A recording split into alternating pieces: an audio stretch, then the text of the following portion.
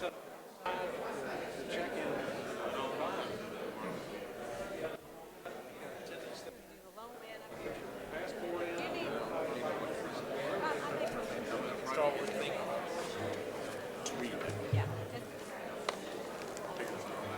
going to read this. Where are we today?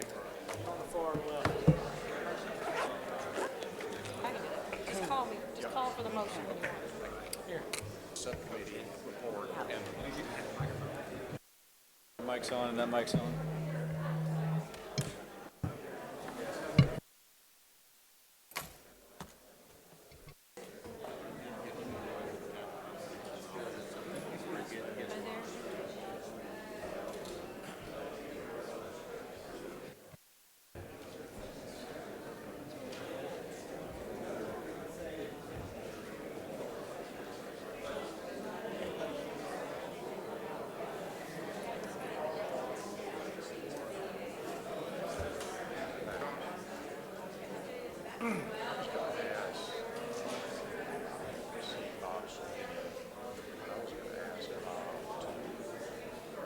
just a brief presentation. What they're doing is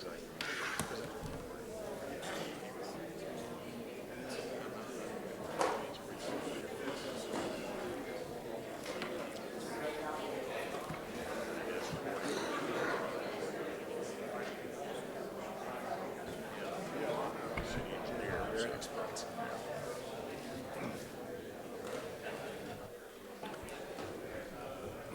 Ladies and gentlemen, welcome to the October Germantown Planning Commission meeting.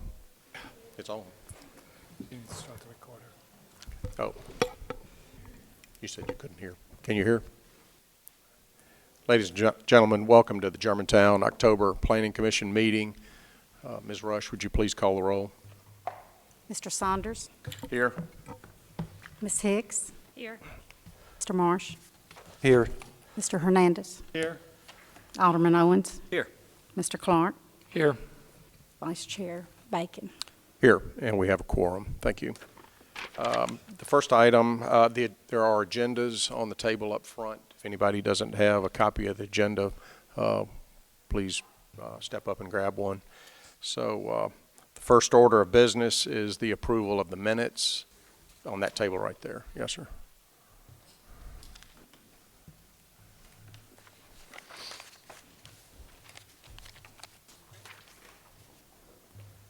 Thank you all for coming. It's always encouraging to have a lot of public interaction.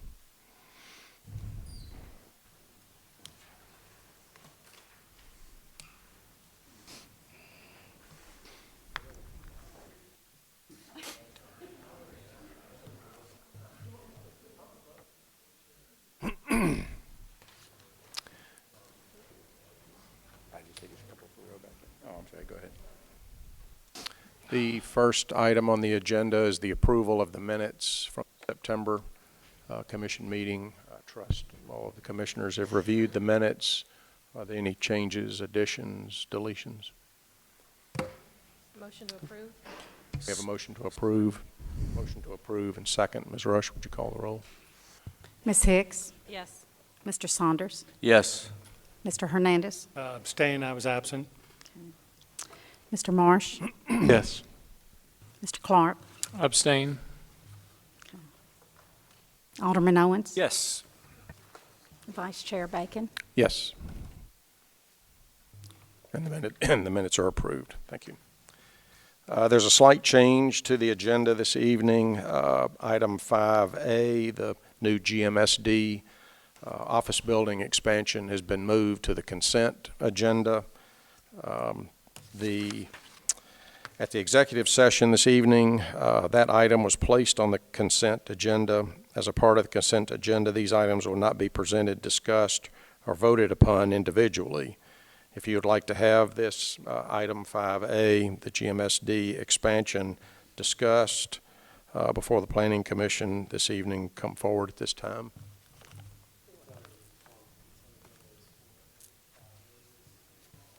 Oh, not on mine. It's already on the consent agenda. Oh. It's already on the consent agenda. So would anybody like to have this item discussed? Seeing none, hear none. Seeing no one come forward, I would like to note that all matters concerning the consent agenda, the vote of each member of the Planning Commission will constitute an acknowledgement that the member has read the application or the proposal, the staff reports, and the subcommittee report. Are there any comments, and would anyone on the commission like to make any comments? Is there a motion to approve this item? Motion to approve the consent agenda. Second. Motion and a second. Ms. Rush, would you please call the roll? Ms. Hicks, Yes. Mr. Saunders, Yes. Mr. Hernandez, Yes. Mr. Clark, Yes. Mr. Marsh, Yes. Alderman Owens, Yes. Vice Chair Bacon. Yes. And we have approval. Thank you. Item 5B, the Fulmer Medical Offices. Is there a staff presentation? 5B, yep. Oh, I'm sorry, 5A. We changed it, 5A.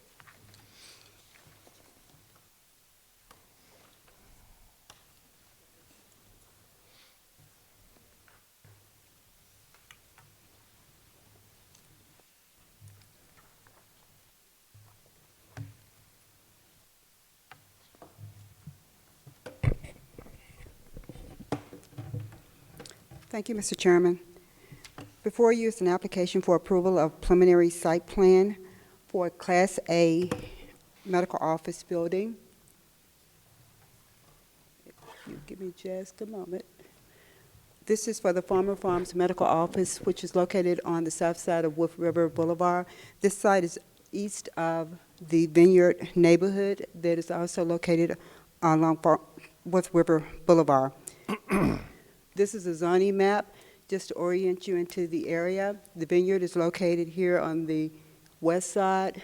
This area is also multifamily, but all of this property, as you see here surrounding this site, is actually owned by Farmers Farm. There are some medical office buildings located on the north side in this area. This property in this area is still vacant.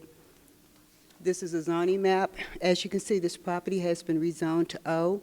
The property to the west of the site is RT, and the property adjacent on the west side is R, but farther to the west you will have RT and some additional O located to the north side of Wolf River Boulevard. This site is located in an area that has been identified as the medical district corridor for the city of Germantown. To give you some background on the zoning of this property was actually annexed into the city of Germantown on June 14, 1973.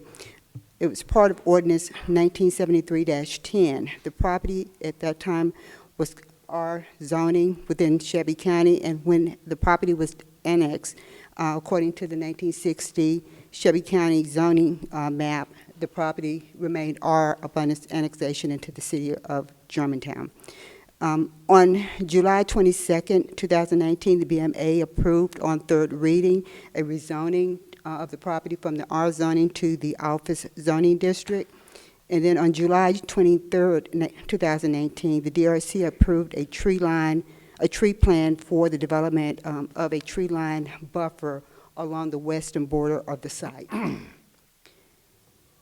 The proposed site is for 50,000 square feet, two-story Class A medical office building with associated surface parking. This is the proposed phasing plan.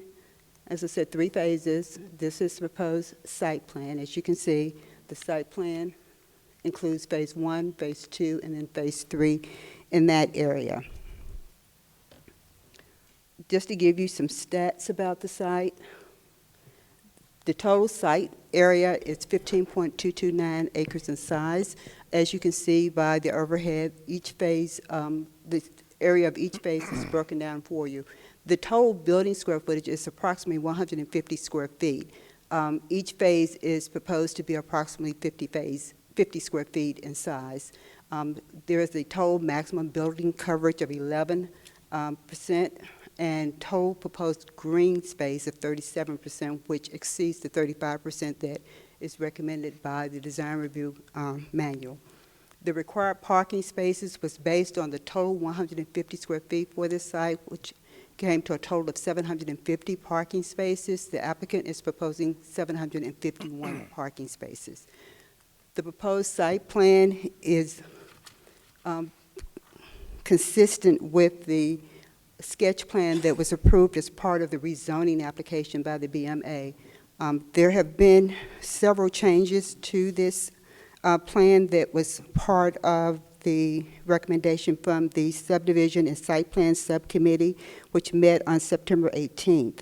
At that time, the subcommittee recommended that the applicant work with the city engineering staff and the Parks Department Natural Resource Manager to address some drainage concerns that was located along this western property line, and also to look at the buffer, the tree line buffer that would be proposed in that area.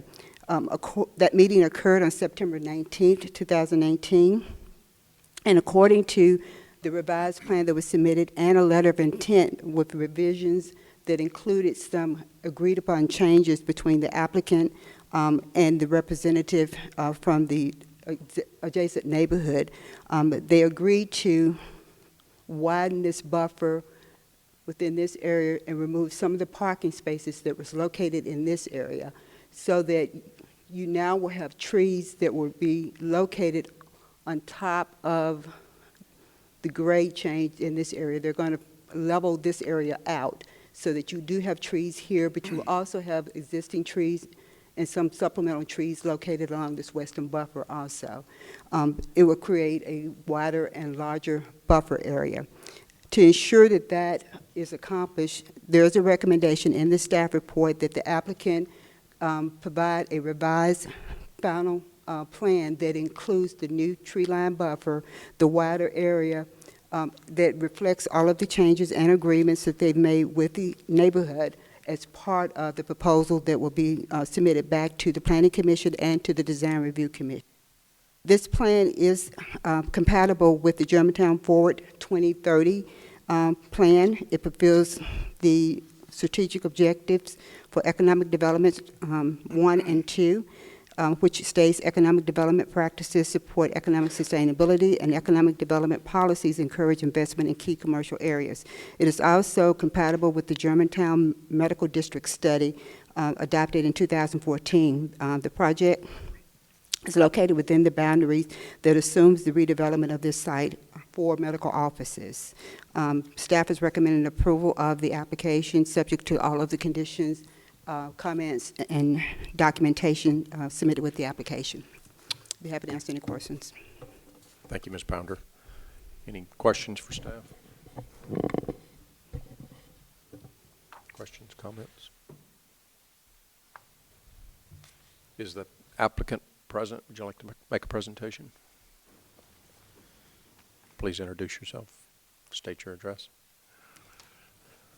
Thank you, Mr. Chairman. Cindy Reeves, SR Consulting, 5909 Shelby Oaks Drive, Suite 200. We've been working extremely close with the neighbors and their representatives. We're going to continue to work very close with the neighbors and their representatives. That western boundary line is extremely important to us and to them and to the Fulmer family. It's a very unusual project because we're all in it long term, and we all want to be good neighbors, and I feel like we're going in the right direction. I did include a post-subcommittee letter of intent. One thing that I did suggest was that we were going to locate all of the trees 10 inches and under along that western line, and we've talked to the neighbors tonight, and they've said just instead of locating all those, don't disturb any of them beyond the western line of the sewer easement and do all the tree protection and silt fencing and all that. And we've agreed to do that, and we'll take out there's a few diseased trees in there that will also be taken out. And then once the leaves fall, we'll be supplementing with evergreens. But we do expect to have a long-term working relationship with the neighbors.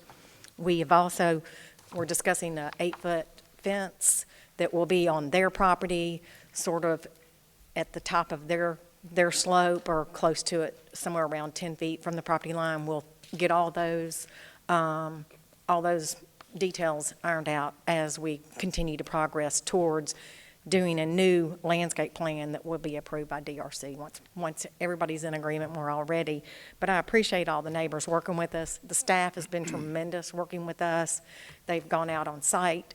They've worked with us on that drainage. We all know that this is an extremely unusual project, but it's going to be a fabulous project, and it will bring a Class A office building to this corridor. We'd appreciate your support. Super. Thank you very much. Any questions of the applicant?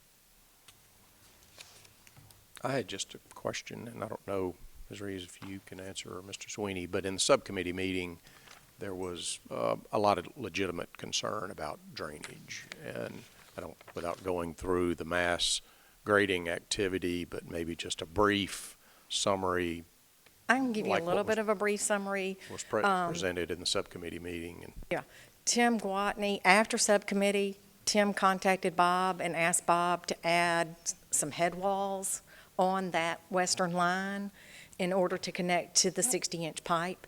And that one line of drainage will be put in with this grading permit. So that should help tremendously with that. If you want further explanation, Mr. Sweeney can answer that.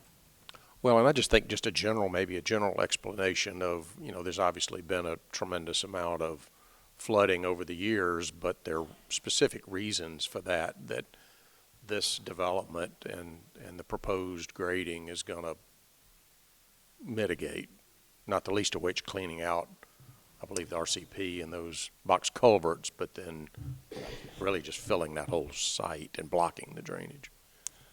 Bob Sweeney, SR Consulting, 5909 Shelby Oaks Drive. This entire piece of property was, I want to use the word orphaned, when the Wolf River Boulevard itself was built. It was raised and this area stayed low. So every time that the Wolf River gets some elevation on it, it backs up through the 60-inch pipe, through the big box culvert, and floods this area. It's not rain that falls on the area that's flooding it. It's actually backwater from the Wolf River.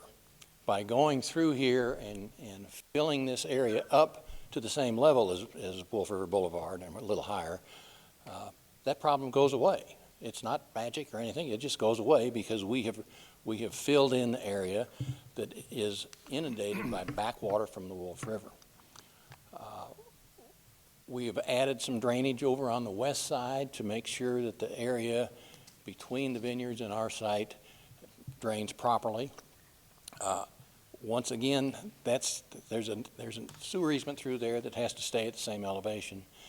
So occasionally, during high water, water's still going to back up into there, but it's got plenty of places to get back out as soon as the river goes down.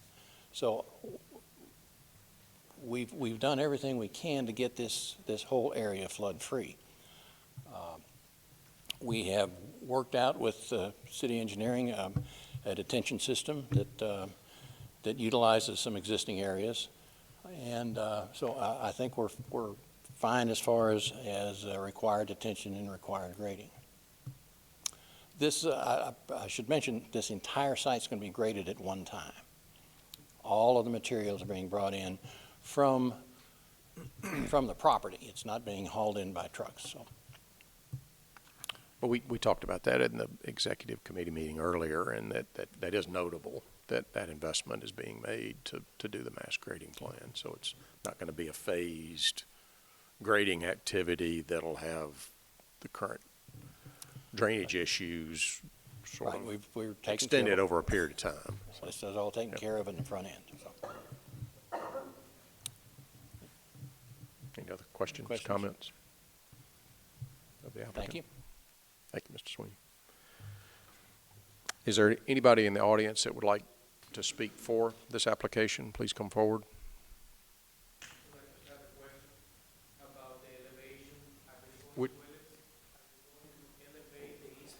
Sir, if you could, the request is if you're going to speak for the application, and then we'll have a request if you're going to speak against the application. So either way, if you're just asking a general question, I need you to come to the podium and ask the question officially. Yes, sir, please.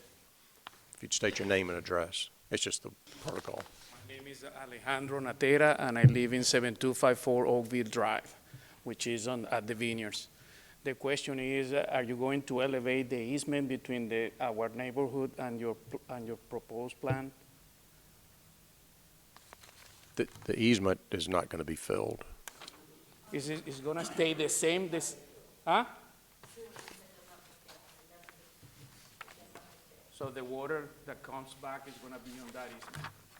Okay, thank you. Thanks, sir. Kathy Levitz, 2065 Sonning Drive. My question, I'm not for or against. My question is, how protected is this buffer that you all are going to create for this residence?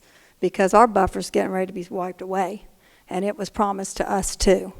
So before you start telling them you're going to give them a buffer, you better put it in writing as to how long that buffer's going to protect them.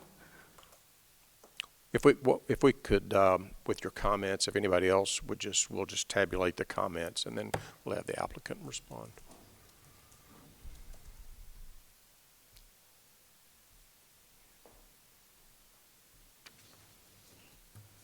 If you could state your name and your address, Yes. please, sir. My name is Robert Jurgens, live at 7295 Oakville Drive. Some of you may have seen an arborist report that I had rendered for the subcommittee. Raised a lot of questions about drainage, tree buffer, landscape screens, and the like. We have asked the developers for consideration and have worked with them on multiple occasions.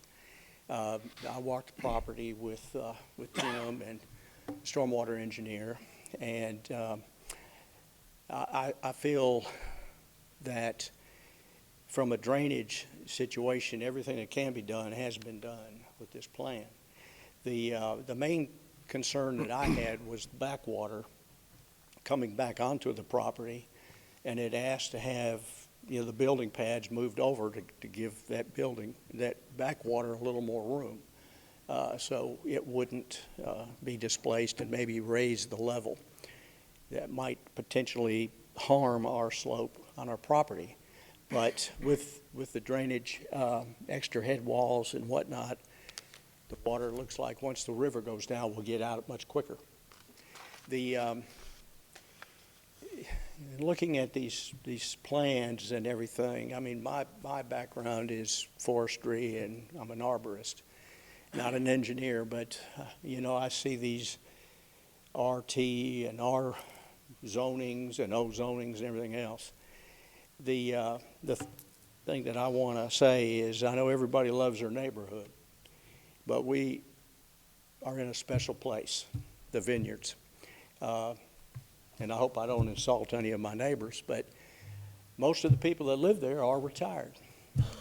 Some elderly live alone, and one of the main concerns that has come up has been that of security. Going back years, 6, 7, 8 years ago when I was on the board, we had several break-ins, we had car theft, and had studied the police reports and everything else, and went through the motions of getting our neighborhood gated. We went with, the city granted us to become gated. And since then, our security has been much, much better. I don't think we have had an issue. The development going in next door, one of the reasons we asked to have the building pad and parking lot moved was to make it where the vineyards wouldn't be an attractive nuisance for those maybe coming in the evening that could come across 60, 70, 80 foot of ground space and perhaps burglarize somebody. We met with the developers. They have agreed to put a wall in for us on our property that will give us that security that we've asked for. And the regrading that's taken place on the plan has given a 20-foot planting area at the top of the slope that goes down to the sewer easement.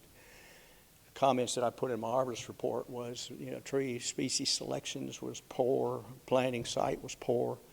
But with this allowance and a little more thought on what can be planted and where to place it, I feel we can get a good screen. It will take years, but between the wall and this extra planting, I think that they're working with us, and I'm happy. Thank you, sir. Anyone else would like to speak against this application? Please come forward. Excuse me? Oh, I thought we were at. Speaking for, speaking against, we've had like sort of straddling the issue. So anyone else that would like to speak for the application? Anyone that would like to speak against the application?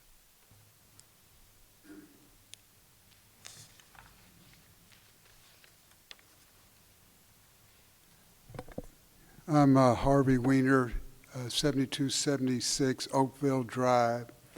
It seems with this flooding thing, what they're doing is saying, well, don't worry, the buildings won't flood. The buildings are raised up, they won't flood. I'm not worrying about the buildings, I'm worried about our houses and Wolf River itself. Right now, we have flooding on Wolf River. Wolf River was closed. Germantown Road near the bridge over Germantown Road was almost flooded, which would be disastrous if that intersection of Germantown Road and Wolf River gets blocked. I mean, it blocks everything in several directions.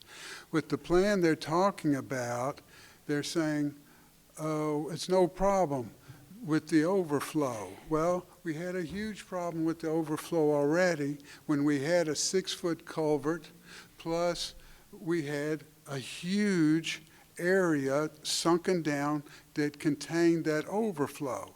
Now they say, well, don't worry about it. We're going to pave that reservoir that we had. We're going to raise the land up. So now where's the overflow supposed to go? If they're raising the land up so the overflow can't go into that huge reservoir, which was acres and acres and acres, where is it going to go? It was already overflowing Wolf River. It was already when the Wolf River was almost overflowing its bridge. Now you're saying, oh, that's all right because we're going to eliminate the overflow area. Well, the water's got to go somewhere.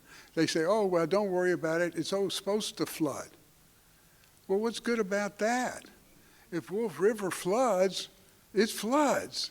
If the land next to their project floods, that's where people whose houses border that area, they get seepage and they get water damage in their backyard full of water. It doesn't make any sense. You're eliminating the reservoir, you're eliminating the culvert that emptied the water into the reservoir, and you're saying, oh, well, we've done that, so now you don't have to worry about the water affecting the buildings. But where's the water supposed to go as far as Wolf River Boulevard is concerned? If you raise the land on the north side, and the land, on the south side, and the land on the north side overflows now, how is that supposed to help Wolf River Boulevard from not flooding? I don't know anything about water. I'm just a regular person, but it doesn't make any sense that if you eliminate the reservoir, that you're going to eliminate the overflow onto Wolf River, which eventually affects the whole city.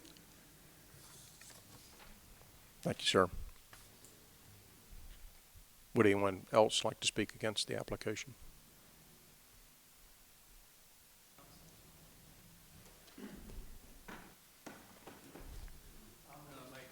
If you please state your name and your address. Oh, yes. William Hogue, 7284 Mont Blanc. I'm going to make my statements in a form of a question to the developers. Would it be possible to, if you're going to bring in fill dirt, that you get the fill dirt from some more land behind there and make a lake so that the water will have a place to go? if it does flood? Can we do that?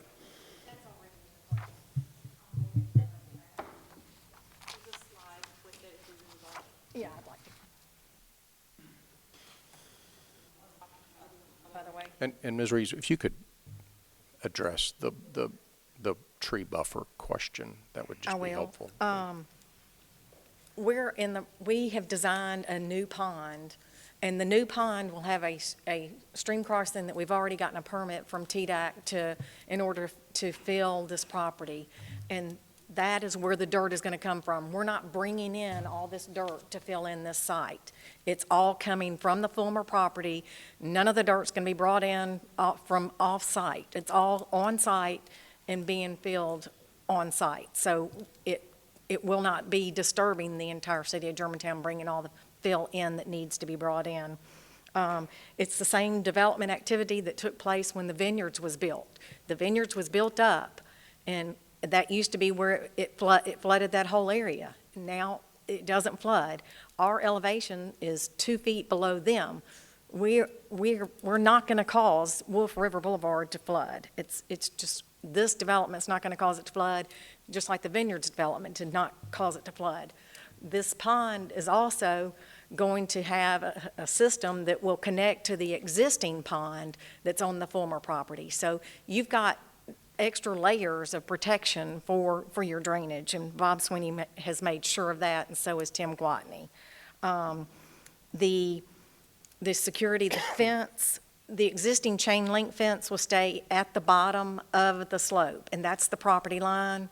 And then as you go up the slope, we have met with the committee that the Vineyards appointed, and there will be a fence, a security fence along that line that will connect the Lot 1 wall and fence to the next 2 lots that abut the property, and that gives you that solid fence line. So we feel that gives the security and the protection that they're looking for, and that's what we're going to continue to work with the Vineyards as the neighbors have said. So we've enjoyed working with them on this, and we will continue to work on this.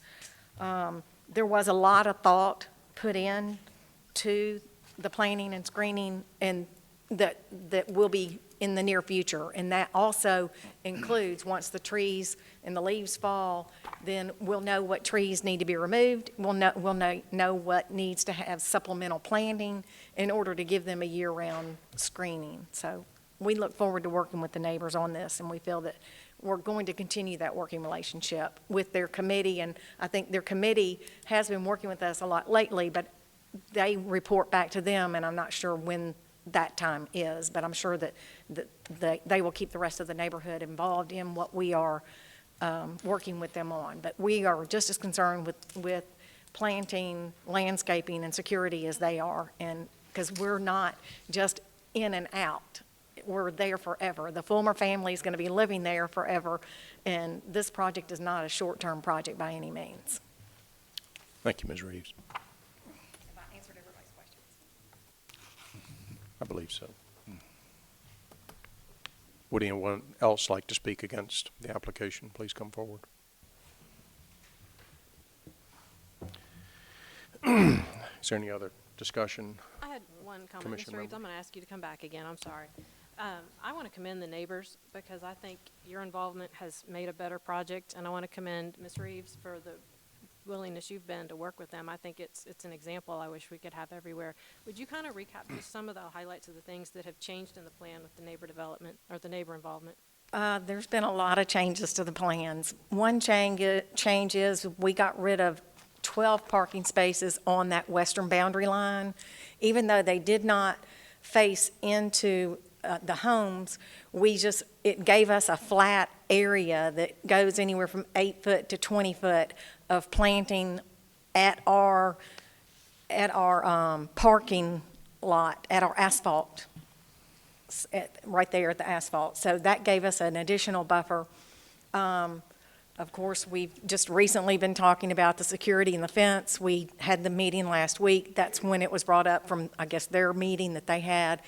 And now we're talking fencing, and we're going to work closely with them on that. We did have a pre-meeting tonight and came up with a couple of fence ideas that might work. Another thing is, originally we had the dirt coming on site, and we've always had the design for the pond, but now we'll connect the two ponds that are there, and that is another way that it will help. We're limited because we have the 12 by 12 culvert, which is where most of the water is going to go back to. Most of the water is going to go to the 12 by 12 culvert that's in that stream, and then we have a 60-foot streamside buffer from that. So we're limited on the east side by that stream and the streamside buffer to the west side, and that's what we were able to increase our landscape area by about 50 feet from whenever we came before the Planning Commission last time. So we've continued to increase buffers and increase additional, we want to be a good neighbor. So we're definitely going to keep working with the neighbors, and we listen to them when they call, and we answer their questions and hope to work real close with the committee. Thank you. Thanks. Mr. Chairman, I have a question of Mrs. Reeves, if I could, please. Yes, sir. My understanding during our executive session, staff mentioned that y'all working, I think Mr. Jurgens, I believe that's your correct name, that is working with y'all to come up with planning that will be suitable to put there, and that the plan that you're going to bring back to us to review for landscaping for that buffer, we're going to make sure that has consents with him also, I should say. Yes, sir. It will not only be Mr. Jurgens and the committee, it will also be the Germantown arborist and our landscape architects. So we didn't realize when we went to DRC for our tree mitigation that the landscape plan that was submitted was going to be an actual approved landscape plan. We weren't that far along because we really didn't know what that western buffer needs to be until you sort of get into more design. And it's an unusual site because it has so much fill and it's all on site. And once we get into the weeds of it, we plan to put that western buffer in once the grading is done over on that side and we're not disturbing the western side anymore. All the planting and the wall will all go in now, and then the site, after it is filled, it will be seeded and probably hay, and that will give it a grass and establish a ground cover for it until they're ready to go forward with final site plan, DRC, and building permit. We're way away from building permit at this point, but it's important to go ahead and start filling and tree removal now during this season and get the new planting in during, the cooler, rainier season. So that's been our goal. One more question. You say, are we talking about a wall or are we talking about a fence? It's a fence. It's the panel fences that they are doing now. They don't disturb the land as much, and that's still in the working. We did look at a couple of different examples of some fences that seem to be a little bit more appealing than just a wood cedar fence. And DRC, of course, would have to approve whatever fencing that we do there, because we would also be asking for a variance to go to 8 foot. Because part of that fence will be a little bit on a slope, but not the entire slope, because if Okay, you so went the you're entire talking slope. about something along concrete or something of that nature that's made into panels with some decorative type Yeah, it's property like, to it? yeah, it's not really a heavy-duty plastic. I can't remember the name that they call it, but they're those big panels. Some of them look like they're stone, and you have others that look like brick. We sort of like the stone a little bit better, but of course that would be their decision to take back to their group and let them vote on which one it is. We'll have the fence representative, come make a presentation to the committee and to our team. So there will be a lot of thought put into whatever we do on that western buffer, whether it's fencing or landscaping. So just to repeat, so you're going to install the length of the western property line That is You'll correct. install Even though landscaping and fence initially, all the way. the fence will go in between their common area and Lot 1, the Davis lot, and then there's 2 more lots over here. They already have a wall or fence, and so our new fence will be the area in between. It's roughly 300 to 400 feet of new fencing that'll go along there.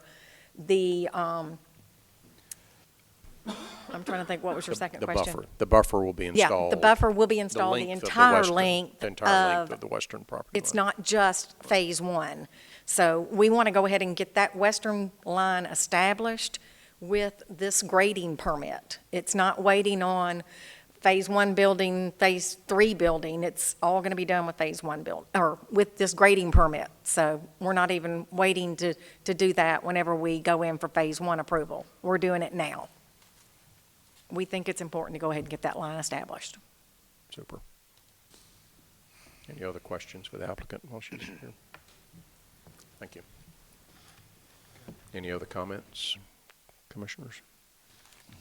Oh. He had Oh. a question too. Last time for that. We're going past that.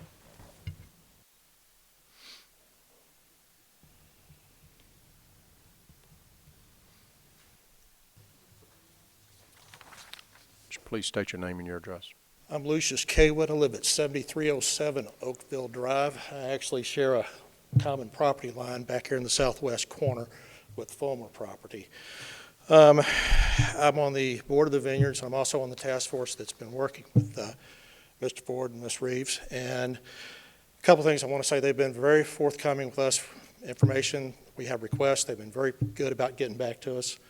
They've been really good to work with. We are, as you know, talking about a fence and things like that. Some of that is still to be worked out, I guess, in terms of exactly what it's going to look like, where we're going to put it. But our biggest concerns have been drainage, security, a lot of the other things that will come on down the road, like lighting. We've got some concerns about, obviously, a dust barrier when the dirt starts moving. We've talked about that a little bit, but not as extensively as I think we need to. We'll probably work on that. But anyway, we'll have another board meeting with the Homeowners Association, I think coming up on the 14th. We'll try and answer a lot of their questions. I know they have offered to make themselves available to come back and meet with the entire Homeowners Association to answer questions.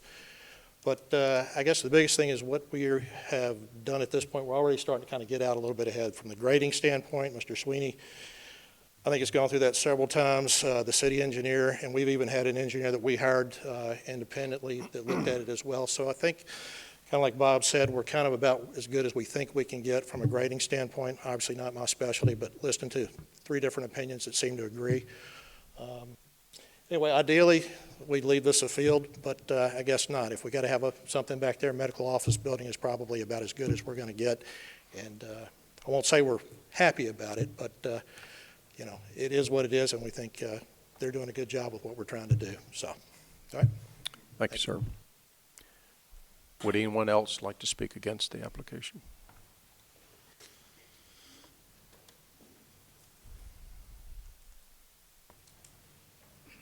My name is Al Kenny. I live at 7302 Oakville Drive. The question I've had from the beginning is, this really doesn't make a whole lot of difference, but considering, like he said, most of us are close, or retired or close to retirement, 10 years, probably most of us will be dead. Why don't they build phase 2 first? My question, build phase 2 first. It's about 300 feet away from my property. By the time phase 1's built, I'll be underneath it probably, so it's just a question. That's all I had to say. Thank you, sir. Would anyone else like to speak against the application? Seeing none, hearing none. Any other comments from commissioners? Any final comments?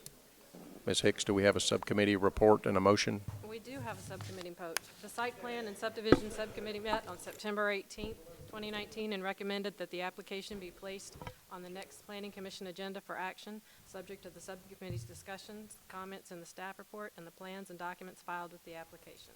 Mr. Chairman, I make a motion to approve the preliminary site plan, 3 phases, including the grading plan for the Fulmer Farms medical offices, subject to the comments and conditions listed above and the plans and documents submitted with the application.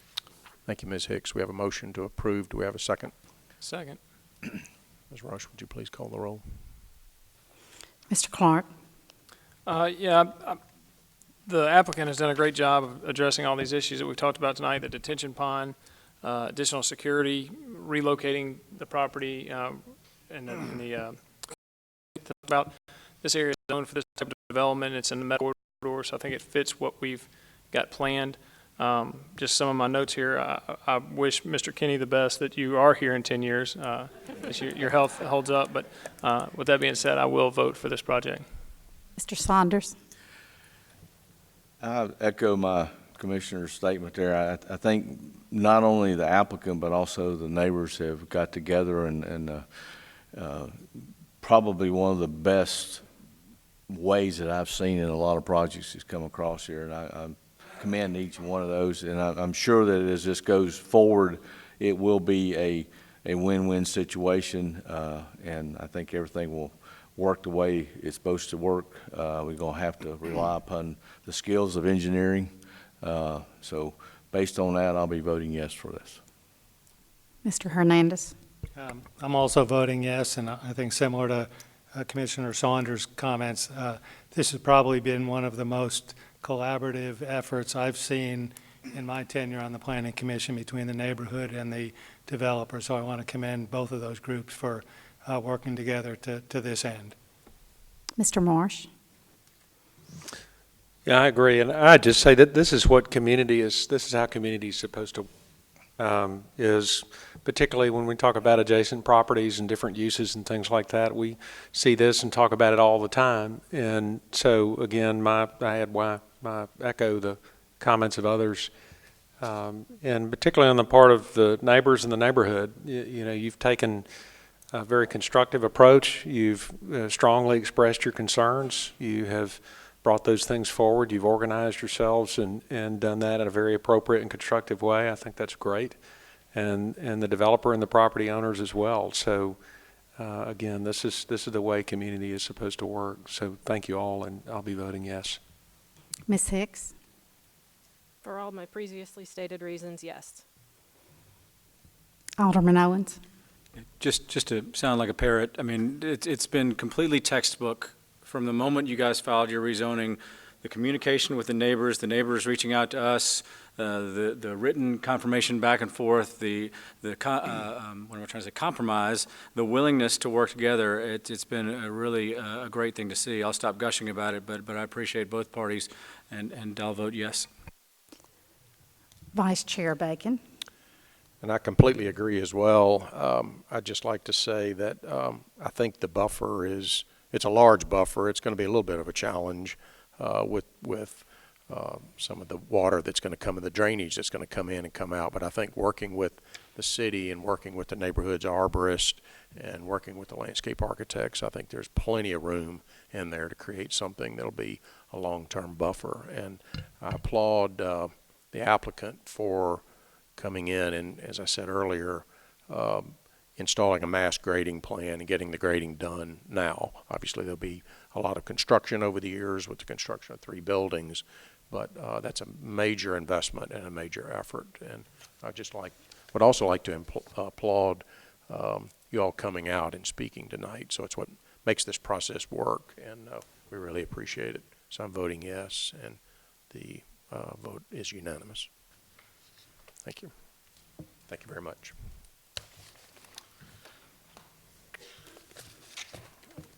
Item 5C, the Baptist Specialty Hospital.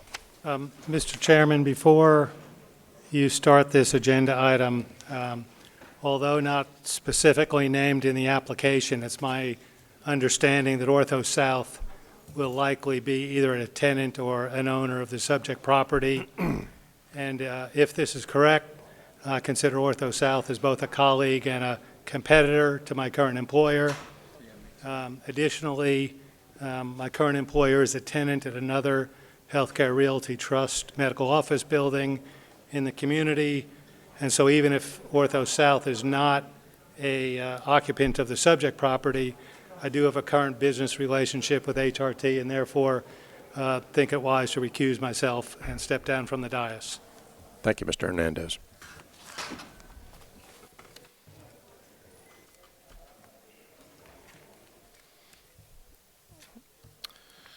Okay. Baptist Rehabilitation Services application. Sarah, does staff have a presentation?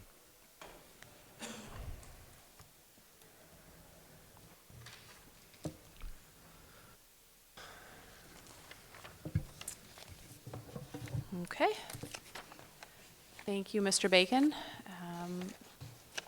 The item before you is Baptist Specialty Hospital and Physician's Office Building located at 2100 and 2120 Exeter Road. Here, this gives you some perspective. To the south is Germantown Collection Shopping Center. To the west is Exeter Village and Germantown Plaza Shopping Center. Up here, it's not labeled, but these are office condos, primarily doctors' offices. And to the east are a single-family residential neighborhood. As you can see, the zoning here, this is in the T5 Smart Code Zoning District.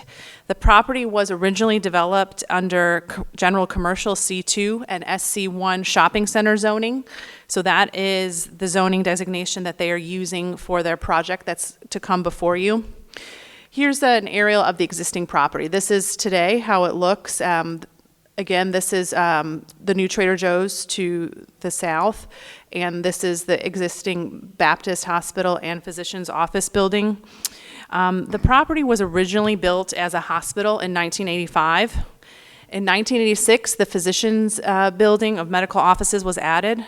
There were expansions to the property in 1987 and 1993.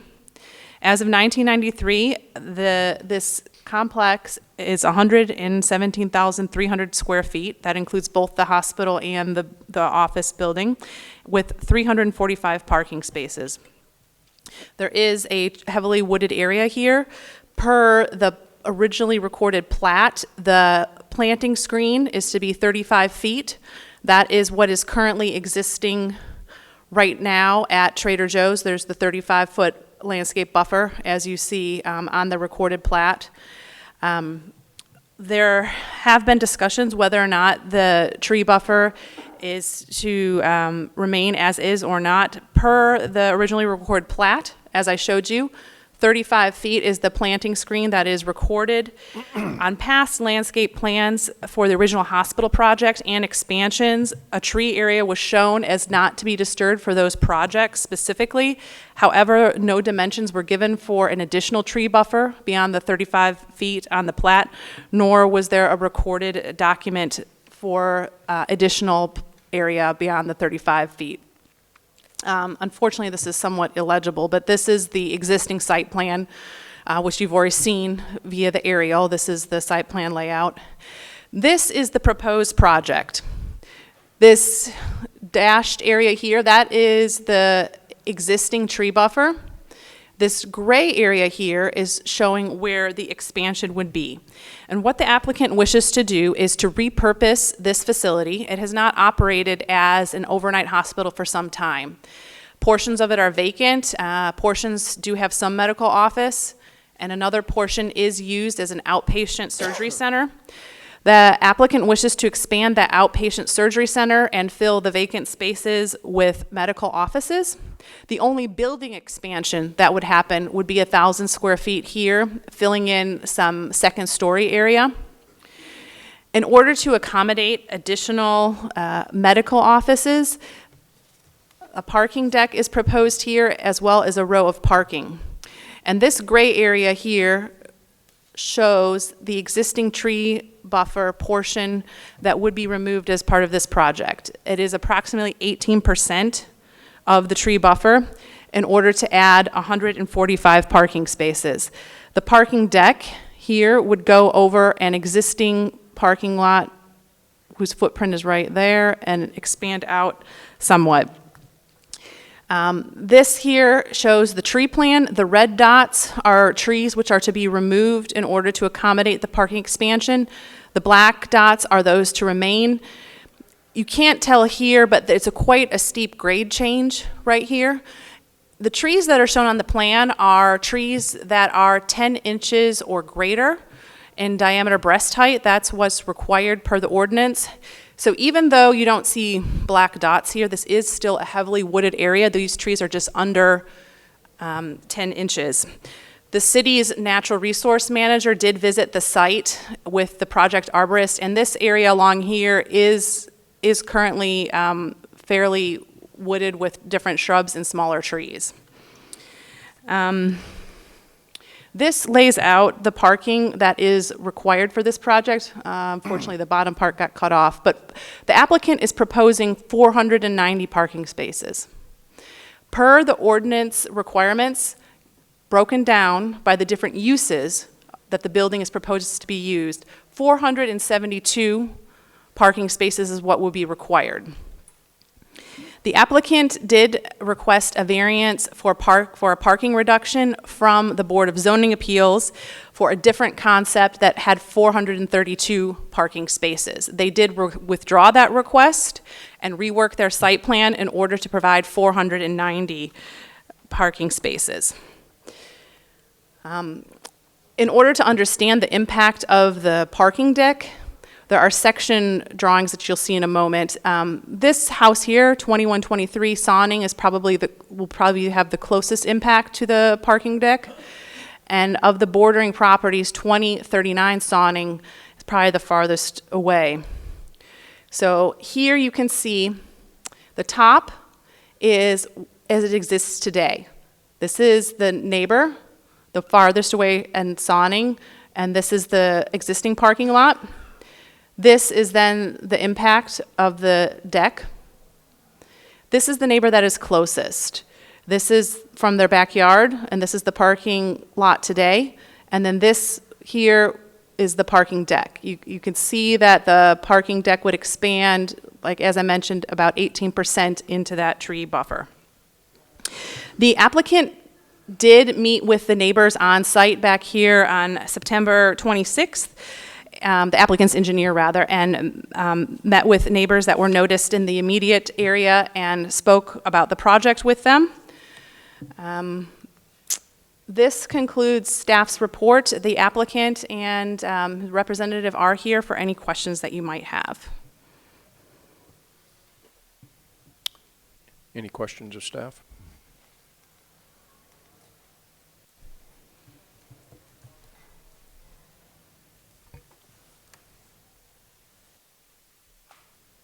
I think I'd just like to hear from the applicant first, as well as from the neighbors.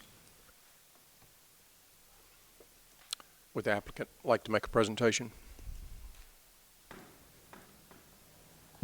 Good evening, David Smith with A2H. Address is 1316 Riverwind Cove, Germantown, 38138. First off, I would like to thank and recognize staff for working with us in a very iterative process as we work through the fact that the building has multiple uses, as we address the parking required to understand and work through the parking requirements to make sure that we're meeting requirements, but not overdoing it or underdoing it. So staff has been great to work with on this, and we really do appreciate that. Sarah's presentation was great. It covered all the major points of this. We are repurposing a portion of the building and adding the 1,083 square feet, which requires the additional parking as per the code requirements. That's why the parking is going from the 345 up to the 490. We did meet with adjoining neighbors on September 26th, and there were 6 takeaways that I took from that meeting.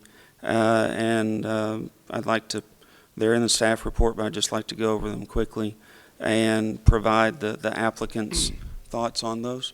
The first was to provide as much buffer as possible, and we understand, and that's what we believe our plan has shown, because in providing the parking deck, that does limit our footprint to in moving into this undeveloped portion of the site to only taking 18% of it. If we had gone with a single surface parking only approach to provide the 490 total spaces, we would have taken almost all of the available space within the building footprint buffer, which is 50 feet off the property line if we had done this just as surface. So by providing the parking deck, we were able to pull that encroachment much further back away from the adjoining neighbors to the east.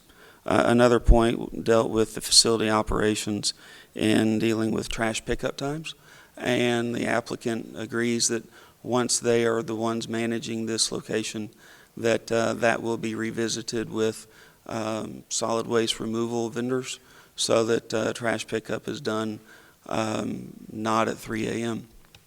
and at more appropriate times. The third item was concern about security with the new deck and covered area. The applicant is reviewing security options, working with their local staff to understand what their capabilities are and what needs to be done. We recognize both the residents' concern as well as the same concerns that were presented by the Germantown Police Department in the staff report.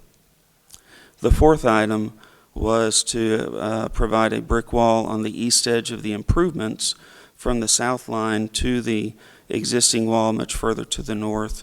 The purpose of this, as stated in that meeting on the 26th, was to keep people from walking from the Trader Joe's area through the neighbors' yards eastward to Sonning. And the applicant, and we have a concern about this, as that would then provide a visible barrier between the improvements, the lit area, and the remaining undeveloped area to the east. Not that we're concerned about providing a barrier for screening, but that would provide a barrier where people could hide, people could be and not be visible. So we believe that by providing a brick wall right there at the edge of the improvements conflicts with the security concerns as raised in the previous point. The applicant dealing with the tree mitigation, which is the next point of enhancing the buffer with new trees for mitigation, is willing to enhance these areas to the east with trees as appropriate for their growth. As Sarah mentioned, there are many more trees. The applicant's willing to evergreens and other four-season trees would allow those plantings also to be included for the tree mitigation requirement as part of the tree ordinance. That way we plant the evergreens and other four-season trees through these areas in working with the city's natural resources manager to find the optimal locations for their growth, for those opportunities for screening. But we would like for those trees to also count towards our mitigation efforts. So that also fits with the fifth point, that visiting this eastern area as it is to, we need to put trees in to mitigate, so we'll put them in for enhanced screening as we can. But in some areas, there is a significant canopy, even if no trees were shown in those areas, and we'd just be concerned about tree growth, but we'll put as many in as we can for the mitigation. The last item was a deed restriction for the remaining undeveloped area once complete, so that this would be left undeveloped. And the applicant is interested in this, but would like to explore some further concerns as this would limit any further use of that portion of the site if it were needed in the future. And that was all I wanted to address. I would like to turn the microphone over to the applicant, Mr. Fogarty, for any comments that he would like to make, and then we're available for questions. Thank you, Mr. Smith. Joe Fogarty, Healthcare Realty, 3310 West End Avenue, Nashville, Tennessee, 37203. I think Sarah and David have covered the specifics. I know there's some neighbor turnout tonight, and we are wanting to communicate that we believe the process to date has been I think, iterative, as David mentioned, in trying to find the solution that balances the necessary parking with minimizing every extent possible the impact of that buffer into the residents. So we'll be available for questions as they come up, and appreciate staff's involvement so far. Thank you, sir. Any questions for the applicant?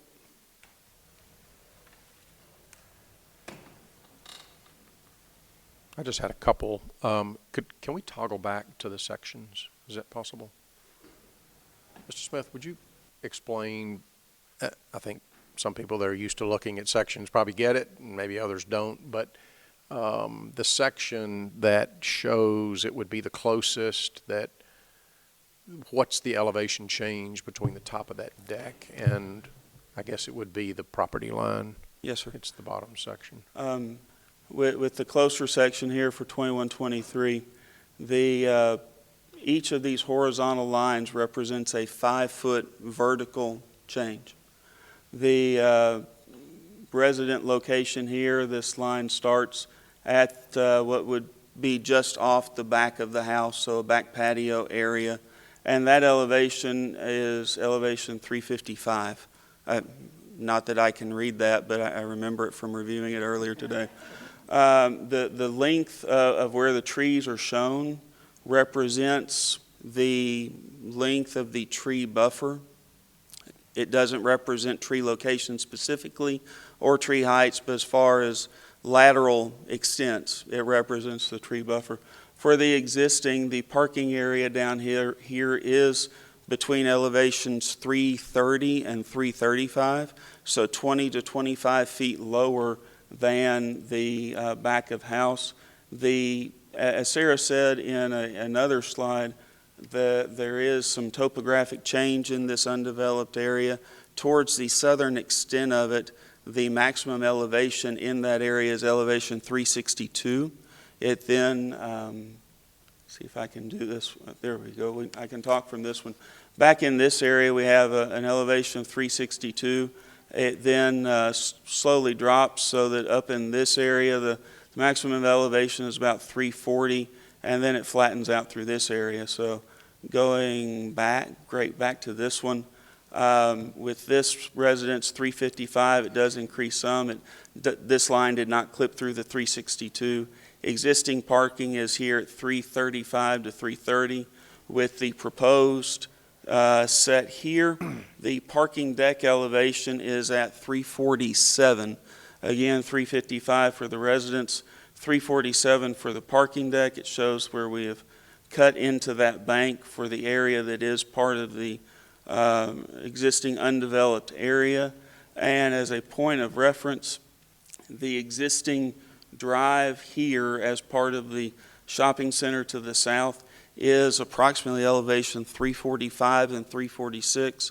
So this parking deck as shown would be an extension of similar elevation from the existing parking to the south. So that's why, as a reference up here, as this one shows the much further look and it starts to go back up grade, this is that existing southern parking lot as it is right now, south of the building. And this is somebody parked up on top of the hill shopping at Trader Joe's at this moment, because I'm sure they're still open and have somebody there. So then whenever the parking deck is shown on this section, there's the fella still at Trader Joe's, and our parking deck is of similar elevation at that location.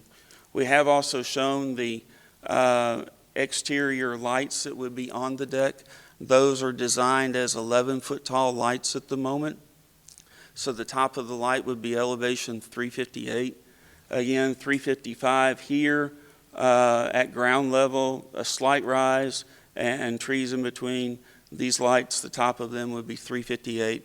And I know that the style of lighting and all of that goes through the Design Review Commission. We have picked these out to be full cutoff LED lights, similar to previous projects we've done within the city of Germantown. Any other questions? So the lots closest to the new deck are, the new deck's plus or minus 8 feet below the closest lot. Yes, sir. And the This light one, standard, repeat that again, so the top of the light standard is, 358, so it would be 3 feet above the back patio. thank you. Is there any additional lighting along the new parking on the back Yes, side of sir. the building? As part of this development, the existing site right now, the eastern extent of asphalt is this loop drive that comes around. So we have shown additional 30 some odd parking spaces here. So we're moving 20 feet further east in this area. To do that, we're taking out the existing light poles that go along that drive, and we'll be placing them at the far edge or the eastern edge of those parking spaces. So we would be placing new light fixtures, but locating them 20 foot east of the existing ones. Super, thank you. Any other questions? Question about the lighting, since we're on that. I remember, subcommittee, I thought we talked about a dimming light. For security reasons, this was more of a staff question. Do we want lights that fully cut off? If I could, the cutoff isn't turning them on and off. The cutoff is a shield that goes on it, so you don't have a beacon glare. It focuses the light downward, so it doesn't just surface of the sun type thing. It just shines downward and at an angle, so that if you're looking out straight at it, you're not staring into the light bulb. You're right. I thought you were saying they cut totally off. No, I'm ma'am. talking about the angle. Yes. Thank you.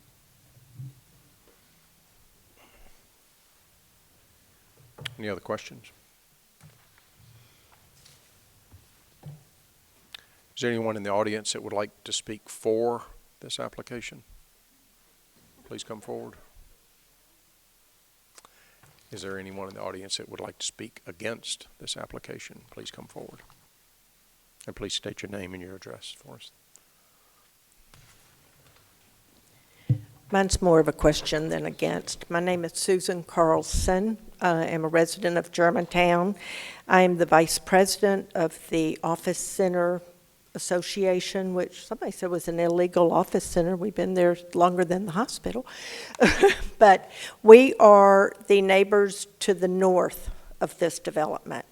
And we are way downhill from this development. And so the trees being taken out concern us because runoff. Germantown, I think, is the best city in the world to live. Germantown has a long way to go with working with drainage issues, as we all know. And, you know, you can't, if you do it now, it's hard to go back and fix it if it's not done right in the first place. But we are way downhill. We have spent thousands and thousands of dollars where our parking lot, underneath the parking lot, is washing, and so all of our pipes and everything are breaking because there's structure underneath that have come apart. I just got the notice about this development this past week. I don't know if we should have, but we have some property over there, and so I don't know what that's about. Let me get back to my notes here. So I'm concerned about the water and what they have, what y'all have planned for the drainage for going there, and I'm concerned about making sure we, as the Office Center, made a promise in 1984 to the neighbors on signing, and we've worked hard to keep our promise on that, and so that we have the buffer. We need the trees to keep the water from running down on us, so we would really appreciate watching y'all try to do for these neighbors what those people are doing for theirs, and include us in that process so that we don't get your water, but we do see that it can be worked as a collaborative effort, just like the other people who were here earlier. So I don't know much about drainage either, except I know we've spent thousands of dollars, and we don't want the trees taking away so that this water comes down into our parking lot. And I'd like you really, really to take care of these people on signing. They deserve it. Every promise Germantown makes deserves to be upheld. Thank you, Ms. Burleson. Would anybody else like to speak against this application? Please state your name and address. My name is Frank Frisch. Excuse me. I live at 2115 Sonning Drive in Germantown. Had a few observations. On October 2nd of 1984, the city agreed to the plans put forward by either Humana or Baptist Hospital, which is kind of what got the ball rolling for the property that we're talking about. And at the time that they agreed, there were drawings submitted that did indeed enclose the or reflect the trees and buffer zone and so forth.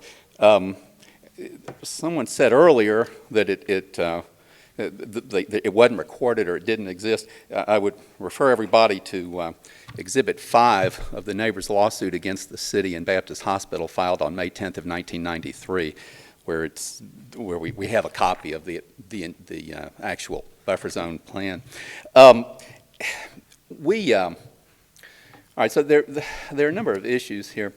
Dr. Smith referred to the minimizing the amount of lost tree buffer in these plans, which is certainly true.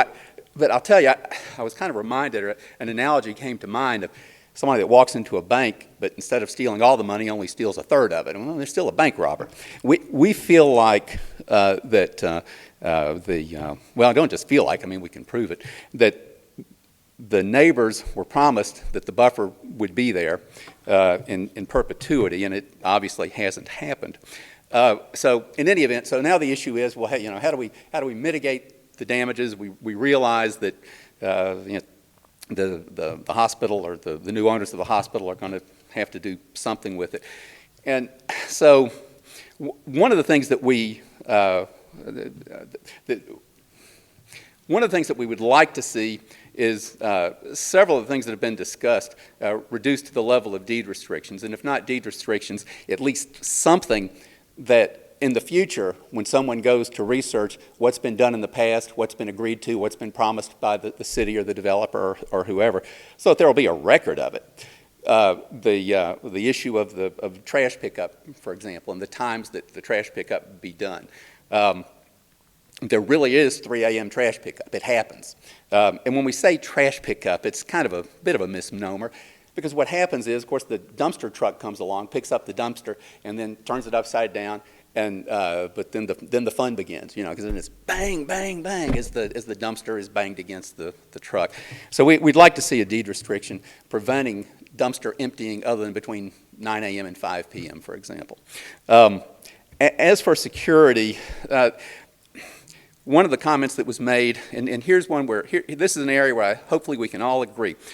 The owner, developer, is saying that they have a problem with a fence because it could create a security issue with people getting behind the fence. Well, we have the same concern, and so that's why what we'd like to see is an 8-foot brick wall. Now, it is possible that someone can jump over the 8-foot brick wall and then have access to the residential properties. However, we don't think it's terribly likely. On the other hand, right now, there's no wall whatsoever, there's no fence whatsoever. There's nothing. People can and do walk through from the hospital property as well as from the Trader Joe's property into our neighborhood. And so we'd like to see a brick wall. There is a brick wall at the north end of the property. When I say the property, I'm referring to that portion of the property adjacent to the Sonning neighbors. Because that's the only part that I really looked at. But anyway, there's a brick wall at the north end, there's a brick wall at the south end. We'd like to see the brick wall go all the way. And I'm specifically saying a brick wall as opposed to a wooden fence or something else that over time will deteriorate. And then finally, as to the brick wall, we'd love to see a deed restriction requiring the brick wall and preventing it being demoed. All right, now, I've got another issue or two. With respect to the elevations that were shown for the different properties, specifically with respect to my property at 2115 Sonning, the elevation of the second floor of the the proposed garage, the elevation of that garage puts it within 2 or 3 feet of the elevation of my sun deck in the back of my house. So what I would like to see on the border of the second floor garage would be, again, some sort of wall, preferably 8 feet tall, that prevents people from being able to see into my sun deck where my wife sunbathes.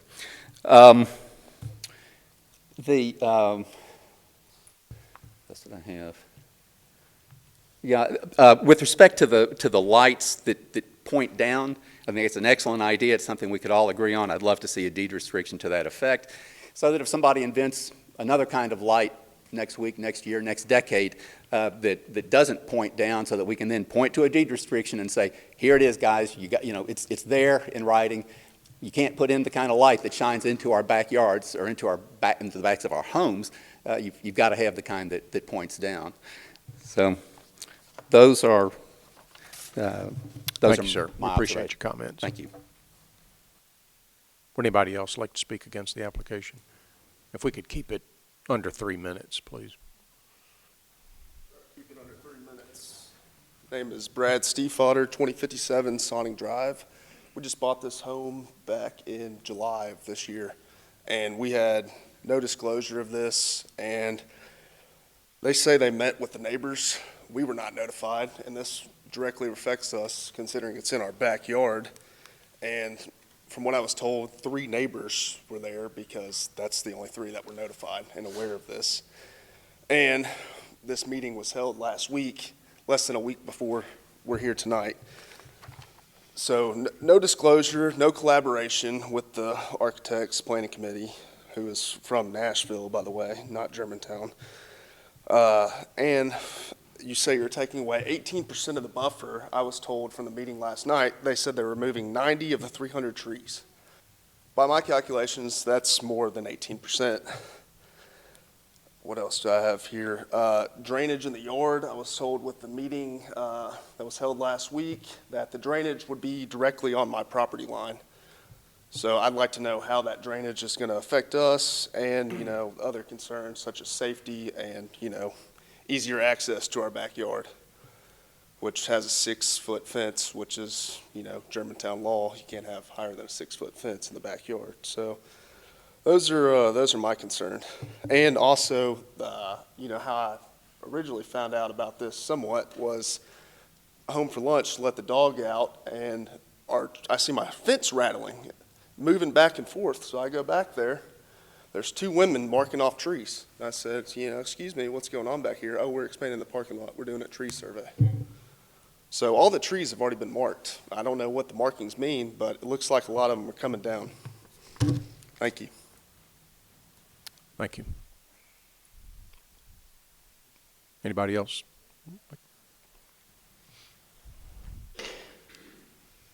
Please state your name and your address, sir. Very Wall, 2075 Sonning. We got no notification from the city. We learned of this entire project because of this final reading.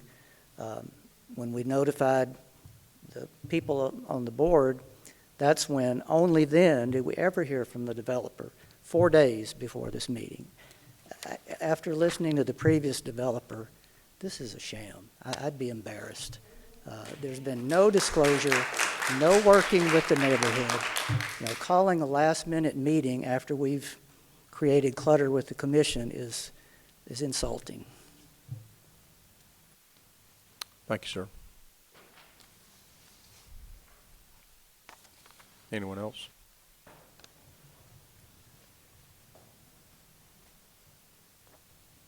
Again, Kathy Levitt, 2065 Sonning. We're right in the middle of that. And you talk about the closest and the furthest, but the middle, there's a lot of trees. And we can see right now, when that foliage is not there during the winter, I can see into the old rehab building's windows. Into their windows. And I have pictures we meant to blow up so y'all could see. This is standing in my backyard, and I can see the concrete pavement very clearly in this picture. And these trees are not mature. Y'all, they make it sound like it's a really heavy wooded area. There's a lot of space there. And y'all are going to, I've got so many ribbons all around all those trees right there. I can only imagine what I'm going to see in 6 to 8 months or whenever this project gets started.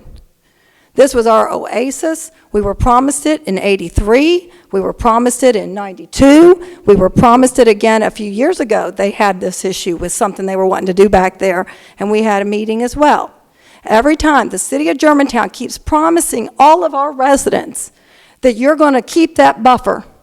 And I'm a real estate agent. I know that we are entitled to some type of buffer, and the more you just keep taking away and away, and I hear all this stuff about Trader Joe. When y'all were up here talking about the parking, you weren't talking about the hospital utilizing it, you were talking about Trader Joe. So did you underestimate how much parking that all of that new construction over there cost? Because I don't imagine why y'all ever allowed Chicken Salad Chick to take up half of that parking spot. Right now, there's one building, one renter in that building. And yet now y'all are talking about Trader Joe's customers using that parking. They had parking out in the front of their parking lot before you all got greedy and allowed them to build and take up half their parking.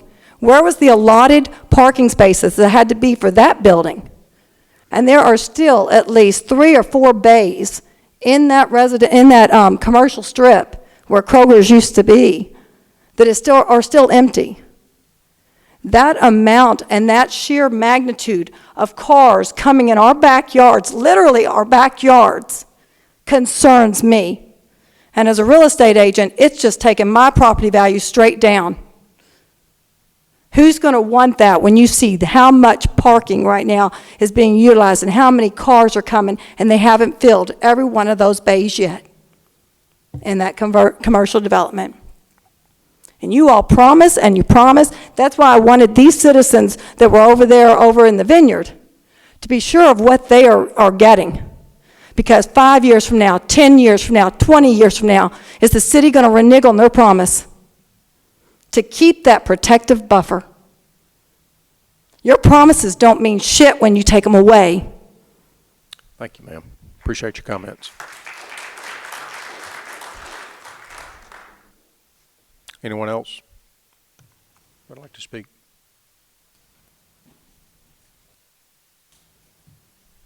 Please state your name and address.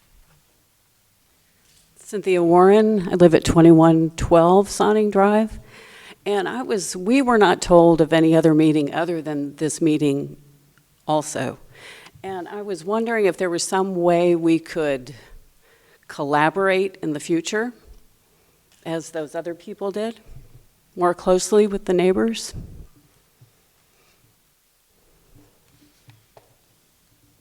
Would that be possible?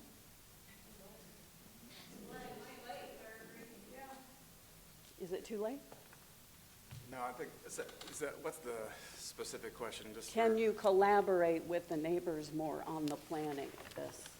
I think in working with staff, we've got one more round of Well, we were not told of any meeting other than this meeting. And any future meetings, everybody in the neighborhood should know about. Understood. And so regarding the noticing, I'll just, if I can go to that. And there's just a number of issues. Well, just address the issue with the neighborhood meeting, and then I wanted to have the applicant, and it's probably Mr. Smith's response on the drainage. Sure. There was a question about the drainage. And regarding the noticing, apologize to those who didn't get a notice. We work with staff on the public notice process within a certain perimeter of the site. There was that sent out, I believe, during the Board of Zoning Appeals hearing, which was the first public hearing on this project, which was approximately a month ago, I believe. Since then, we've been reacting to a changing process, and when this expanded deck that was increasing the buffer infringement came into view as part of this project, we called the meeting with the immediately adjacent neighbors. There's 11 lots that are directly impacted. We installed notice in every one of those mailboxes of those 11, in addition to the public notice that came. Please. This is, There's 11 ladies and gentlemen, immediately abut the property line. So if the ones that have the cross sections drawn along Sawning on the west side, there was 11 of those delivered as fast as we possibly could, and the meeting was, I think, attended by 3. They were not the only 3 that received that notice. I apologize if anyone did not receive that. thank you. And just the response to the drainage question.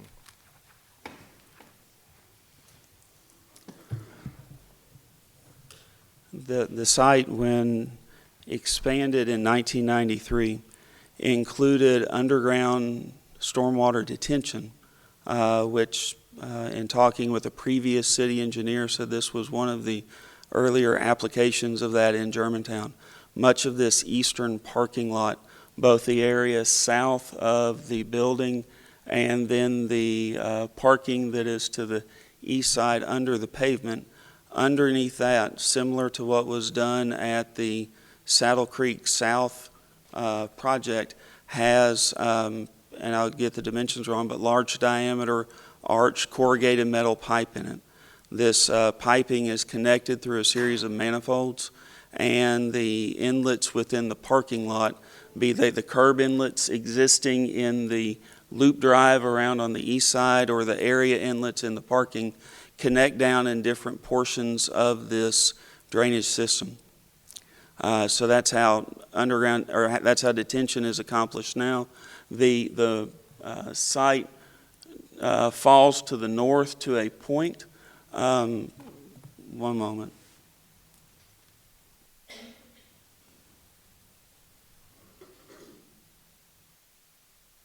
Just need to borrow the pointer. Located right here is a 10-foot drainage easement. The underground detention starts in this area. It has several chambers to it, ends up consolidating from 2 pipes into 1 pipe, goes from here and then goes out into Sonning, connecting into the city's public storm drainage system. That's the way it is today. We are proposing to add 0.56 acres of land that currently is vegetated to being paved, be it concrete or asphalt, into this storm drainage system. By rerouting portions of this and taking advantage of some parts of it that are underutilized, we will not have to expand this underground drainage system for it to meet the design standards. This portion of the site does drain this way. This is the lowest spot right in here, in here, so that our work in this area will go here, be detained mainly in these pipes in this area before working through the system in 3 separate main chambers and then coming out into this location. Thank you.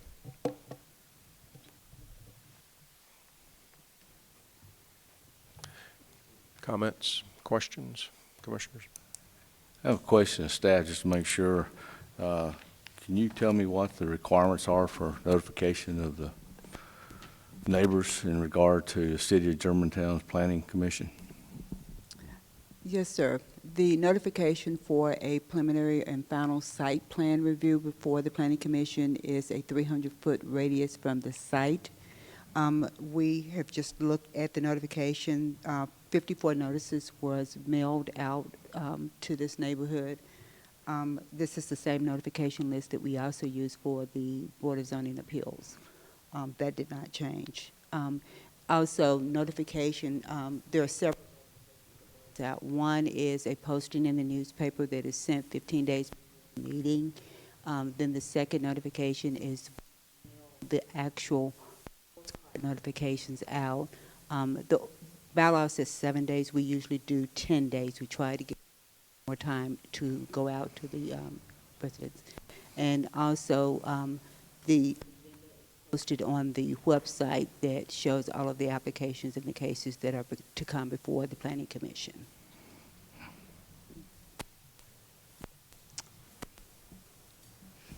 It's also posted on Channel 19, the city's television site. Okay. All right.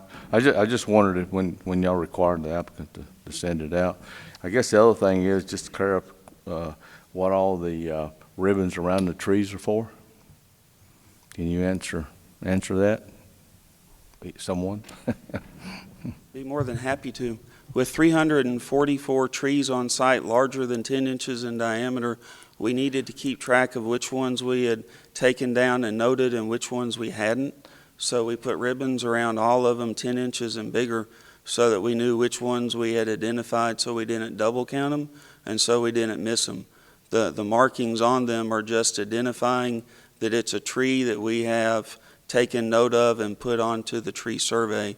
They are not markings for removal or keeping or anything other than bookkeeping to make sure that we had accurately accounted for that on the tree survey. Okay, and the 10 inches is based on what's required by planning department in regard to what tree sizes, and anything 10 inches and greater has to be put on a tree plat? Yes, sir. The tree ordinance requires a tree survey notating trees of 10 inches and larger and providing that as part of our plan. So that's part of the city's tree ordinance that we were supplying that information. How many trees would you be taking down that would require you to replace those? There are 344 on site, 10 inches and bigger. There are 91, as memory serves, 10 inches and bigger that would need to remove as part of this project. Of those 91, there are 30 to 32 that are either in poor health or are sweet gum or other species that are not considered as part of needing mitigation. The other 60, in a round number, are requiring mitigation, and we are developing the mitigation plan as part of the submittal to the Design Review Commission. And most of the 60 trees that are needing mitigation meet though they all meet the 10-inch diameter, most are in the 10 to 15-inch range. So you're asking for your mitigation is to replant as many trees of a reasonable species back onto the buffer area that will remain? It will not only be in the buffer area that remains, but also wherever else on the property that we can place them. There are some other trees of poor health that as this project goes on, we would like to remove and replace with something that is healthy and has a longer life to it. But yes, sir, as many as we can place within this buffer area as practical. Okay.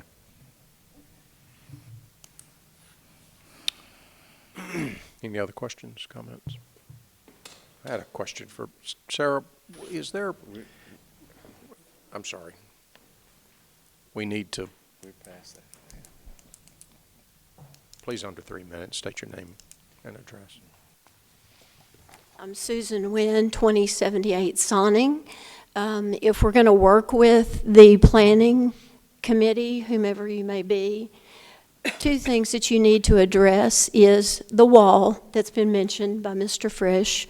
That will be necessary for potentially better situation. Number two is the drainage. If you go down Sonning on any day except for this 110-degree weather, you're going to see drainage coming out from under all of our driveways because this is a stream that came down this area. It would behoove you to evaluate all of the drainage that's under all of these trees, because if you take out any, you need to make sure that they're not washed away and the ground is not washed away from under those. Thank you. Anyone else? Yes, ma'am, you've already spoken, I believe. So I'm going to ask my question again. Is this, well, I'm going to add to it. Is this a done deal? Is this a done deal? Or are we still in the planning stages of this? This is an application that's before the commission for approval. So we're still in the planning stages. Is that right? This is a plan application. Okay. Yes. So there can be collaboration with the neighbors on this project. Is that right? This is a site plan, a plan Mr. Chairman, I'm sorry. I do feel it can be more than the applicant and the neighbors. I don't know if we can make everybody happy, but I would like to see that effort made. So the answer technically is no, we could vote on it tonight, but if the applicant chose to withdraw and work with you on it, that would be their decision.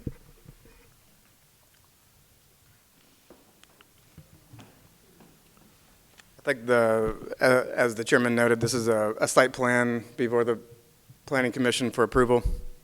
We are planning to work with the Design Review Commission to work on the aesthetics of the tree mitigation plan, the deck itself, the barrier. Mr. Frisch and I spoke on the phone with the sensitivity to views into properties, and we reviewed the sections. But I think there's an opportunity between now and the installation of this, which is mid next year, to fine-tune the buffer, to work on an appropriate barrier and address the balance between safety and screening. And I think there's seems to be a pedestrian migration concern, but I think there's an opportunity to work there on, the enhancement of evergreens, the fact that there are a lot of deciduous trees back there that do drop leaves.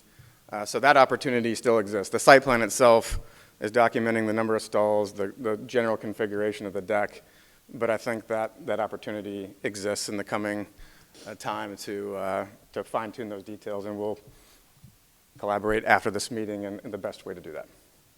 Thank you, sir. Sarah, quick question.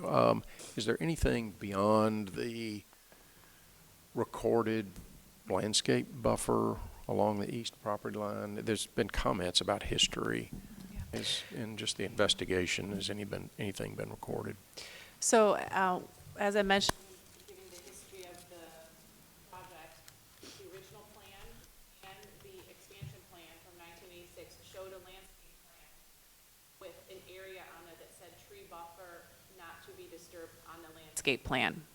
It was not shown on the site plan. It was shown on the landscape plan, and it didn't have the exact dimensions on it.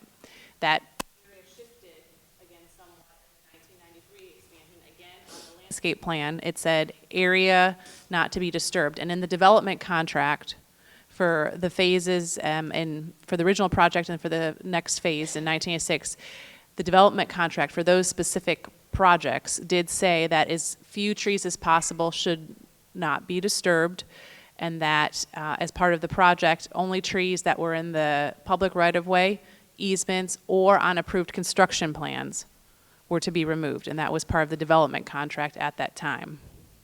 That was the documentation that was included in the complaint that was filed in 1993 that Mr. Frisch had referenced.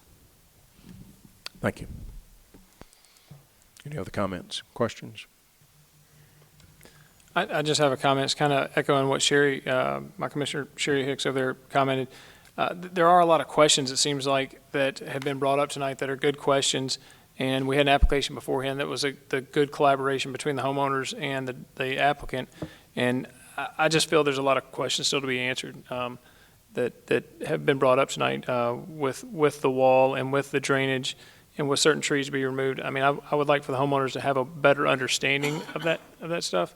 But at the same time, that's coming from the developer side. At the same time, I ask that the homeowners work with the applicant in a respectful manner. There's been some comments here that are prudent and that are germane to this applicant, but then there's also been comments of just sidebar and snickering and things of that nature. You're not going to get anywhere doing that. Working with each other is the way to collaborate. The group before that worked with each other and came to a collaborative effort. Is the developer going to be 100% happy? No. Is the homeowner going to be 100% happy? No. But if you can work together and come to some happy medium, that's what I'd like to see on this project. Thank you. Anyone else? We're past that. Thank you, ma'am. I'm hopeful that this will eventually have a compromise. So I'm going to give you a couple of my comments, whether we vote on it tonight or not going forward. I'd like to see a walkway. I think you had said it's about a 2 feet elevation difference from the top of the garage to Trader Joe's. I'd like to see some pedestrian access through there. Mr. Frisch, I live near a dumpster that used to be emptied at 3 to 4 a.m. I know what you're talking about. That is it's beyond loud, and nothing like waking up at 3 a.m. to that noise. You think there's a bomb going off outside. So I support something in the documentation that limits when the trash can be picked up. Sounds minor, but it's major.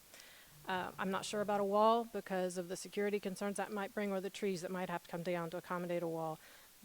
But those are my big issues on this, and if you do choose to delay this and talk to the neighbors, I'd encourage you to have their addresses, maybe get some names tonight and contact information so that you do get a hold of them.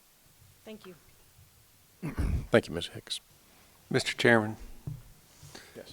Yeah, I would say some of the similar things. I mean, I think we saw an example of great collaboration previously, and it's clearly evident from the neighbors who are immediately adjacent to the site, which appears to be from the number just kind of adding up whose properties back up to the site, that there is a majority, maybe even we could speculate a consensus of neighbors that really are having some serious difficulties with some of the things that are being proposed. And I think that makes it very hard for us to be able to support what's proposed as it's proposed. Certainly makes it hard for me.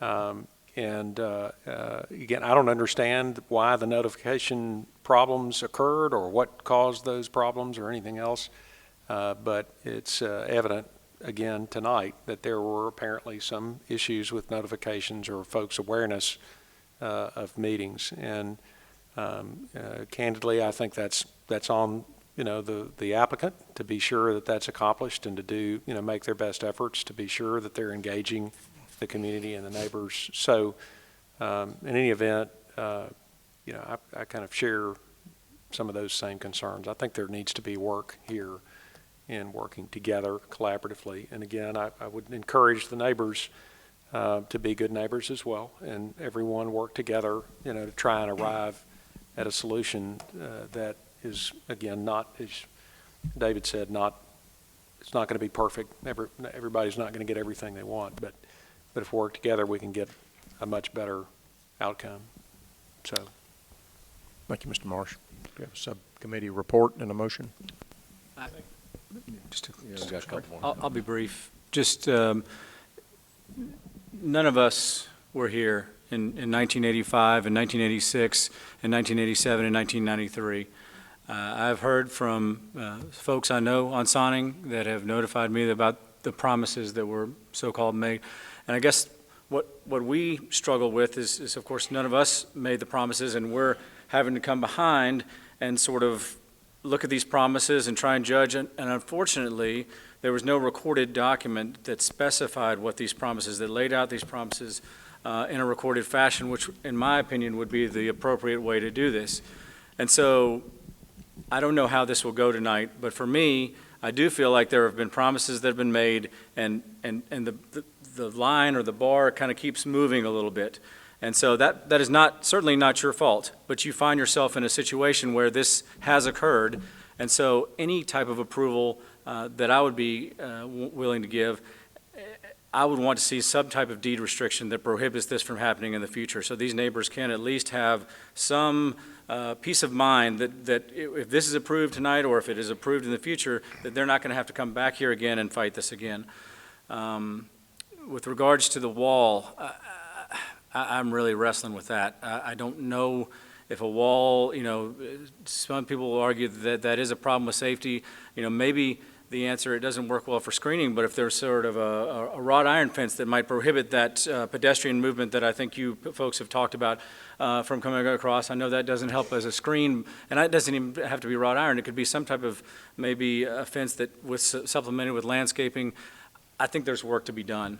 And so I don't know how the rest of the commissioners feel, but those are my comments, and you can take them for what they're worth.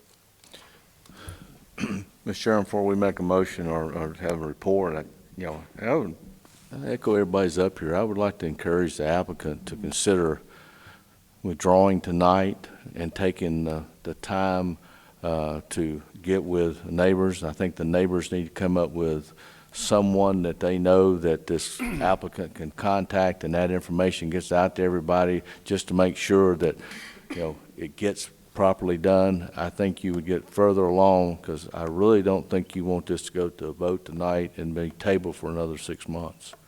But if it goes the way I think it's going from the comments I heard tonight, you're not going to like the result. Mr. Ross. To the commissioners regarding public notice, I want to stress that the same notice was sent out on August 30th for the Board of Zoning Appeals. The same notice was sent out on September 19th. A lot of the addresses that were put out tonight were on that notification list.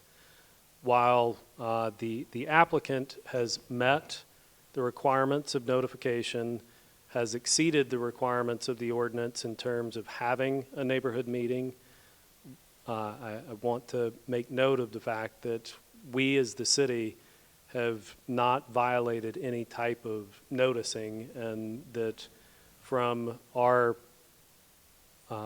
process, everything has been followed. And from a delivery perspective, we cannot control the United States Postal Service. We cannot control what happens after that mail is taken out of the mailbox. So I did want to put that into the record as it relates to the notice for this meeting. And again, stress that for all of our residents, signing up for email notification on the website gets you notice for all meetings related to all development projects. You may not be interested in all development projects, but as we have come to learn as part of this commission, eventually there's a development project that everyone is interested in. As it relates to a lot of the issues, I would also like to remind the commission that many of the issues that the neighbors are concerned about are prudent to what the Planning Commission is discussing, but are the purview of the Design Review Commission, and this applicant still does have a design review application to put together, be heard at a subcommittee to discuss the application with the applicant, and then be heard at the Design Review Commission level. So I want to put that out as the one of the speaker's comments about whether this is a done deal or not. On the site plan, whatever the commission decides and whatever the applicant decides tonight is the decision there. But in terms of mitigating some of the factors that the speakers have brought up, that is still able to be discussed and some sort of consensus reached as part of the Design Review Commission process. Thank you, Mr. Ross. Very illuminating. Thank you, sir. I've got one question, just from Mr. Ross on that. Would the Design Review Commission, in their purview, would they be able to require a deed restriction on this site plan? That would be a note that could be applied to the plat. The deed restriction isn't something that, and forgive me, council, but a deed restriction isn't something that the city is generally part of, that's a part of a recorded document that would be in place for us to see for any future applicant, or for any future applicant to see if they were going to be making improvements on the property. But the applicant would be when they would put that out there. They could apply it whenever they recorded the final plat that would include the Design Review Commission recommendations as part of that. I'm sorry, there is no final plat, but they could re-record it with any deed restrictions.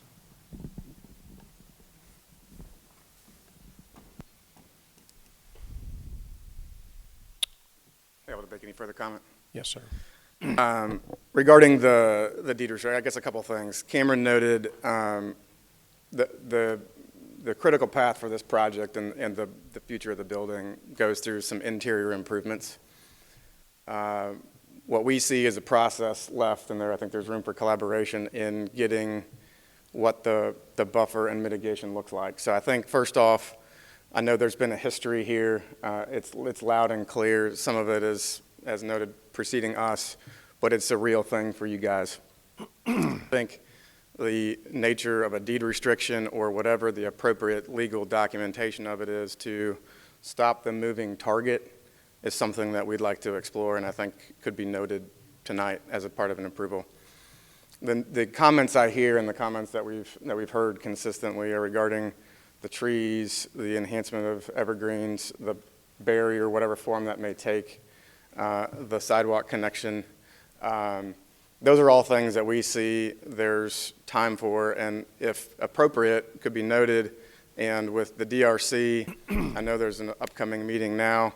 If there was a way to allow for some further collaboration with the neighbors between potentially the following month to give time for that collaboration. This has been a tough target for us as well, and we don't want, I know it appears that we're coming across as indifferent, but we're not. We will be here for a long time. We will be here for 50 years plus, and we want to be a neighbor that doesn't appear to be steamrolling. So if that's an appropriate course of action, that allows us to approve the amount of parking and the configuration of the deck, leaving room to further negotiate the nuances of the buffer and the impact of the neighbors. Thank you, sir. Mr. Chairman, I got one more question to ask. I appreciate Mr. Ross's comments. I did serve on the DRC for about 19 years, so I understand the process there, but let me just make myself, if I'm clear on this, once it goes past this, when it goes to DRC, there's really no public meetings required by the applicant to address anything other than what he's heard here tonight. Is that correct? When you say public meeting, are you referring I'm talking to about a meeting with the neighborhood neighbors, meeting? yeah. Mm-hmm. No, and technically, there's not one required for the Planning Commission either. It's greatly encouraged at the subcommittee level and by staff moving forward. And through any application process at the Planning Commission is to meet with your neighbors to discuss these issues. We encourage it, but not required. Yes, sir. So, all right. Any other comments, fellow commissioners? Ms. Hicks, have a subcommittee report and a motion. Yes, sir. The Site Plan and Subdivision Subcommittee met on September 18th, 2019, and recommended that the application be placed on the next Planning Commission agenda for action, subject to the subcommittee's discussion, comments in the staff report, and the plans and documents filed with the application. The subcommittee also requested that the applicant meet with the neighbors, which they have done.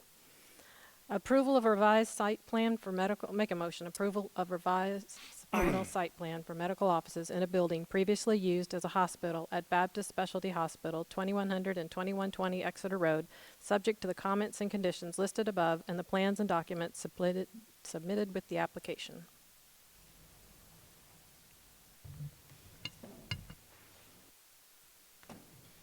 I'd like to just make one more comment. I think just as we continue to digest the comments, it feels appropriate to withdraw and pause to collaborate. It's an urgent project for us, and it's something we've been working on hard for a long time, and I feel like the urgency of that matter, 1 month in the grand scheme of things, I think would go a long way in just pausing to collaborate. And so I think if appropriate, we can reconvene, take a deep breath. We can deal with the ramifications of what that means for the project timeline. But we appreciate you guys being here, and I know there's frustration on all levels. So before we leave, we can gather those who did not receive a notice, ensure that that does happen this time, and we can work together on making sure we have a good plan for the buffer and come back and forth in a month. Thank you, Mr. Fogarty. I would highly encourage, appreciate your comments. You've heard the comments from the neighbors and the concerns from the neighbors. So I think there's a very real concern, as Alderman Owens had stated on our part, because we weren't, as these commission members, a part of the history with this. And I'm very sensitive to the fact that there's a long history of expansion. And if there's a way to mitigate that going forward, if there's a way to establish or, do a deed restriction so that, this is it. This is, there is a certain level of certainty for people that have been here for 35 years and people that bought last year that, this is not going to keep coming up every 5 years. So Mr. Chairman, just two things. One, I think point of order, we may have to withdraw the motion. Second thing is, I know our typical process would be that we move forward Planning Commission, Design Review Commission, but I don't know if that's a bylaw or just sort of a practice. I mean, if they have made their application to the Design Review Commission and have time to meet with the neighbors, perhaps they could move forward to the Design Review Commission knowing that we've got to go to the Planning Commission still and get approvals. I mean, that's, that's, I guess, up to staff if how they want to do that. And my last comment is, I don't want you to think for one second that we are not grateful for you guys coming in and trying to reactivate this space. We're sensitive to both parties, certainly to the neighbors and them feeling like the chains keep getting moved, but we are appreciative and would love to see you in this site. Just want to see that collaboration like we saw in the first application. So, those are my comments. So do we need to withdraw the motion? Well, the applicant has asked to withdraw the application for tonight. So we would withdraw the motion. I withdraw my motion.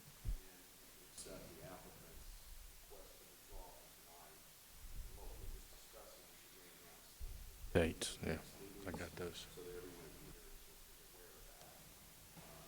I got those, Mr. Chairman. The dates for the next meetings. So we get them correct?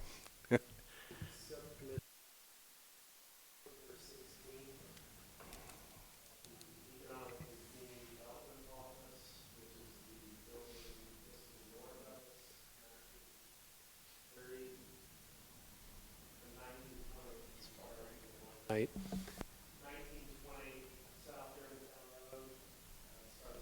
30. The Planning Commission meeting, if the project is moved forward from the subcommittee, will be on Tuesday, November 5th at 6 p.m. in this same venue. Thank you, Mr. Ross. Thank you, Mr. Harris. We accept your withdrawal, Mr. Fogarty, and Ms. Hicks. If you would withdraw your motion, you withdrew your motion. We are checking on the bylaws right now in response to Alderman Owen's comment/question. Thank you, sir. Thank you very much, ladies and gentlemen. Appreciate your participation. Thank you. Any old business, new business in front of the commission? Liaison reports? With that, we're adjourned. Thank you very much.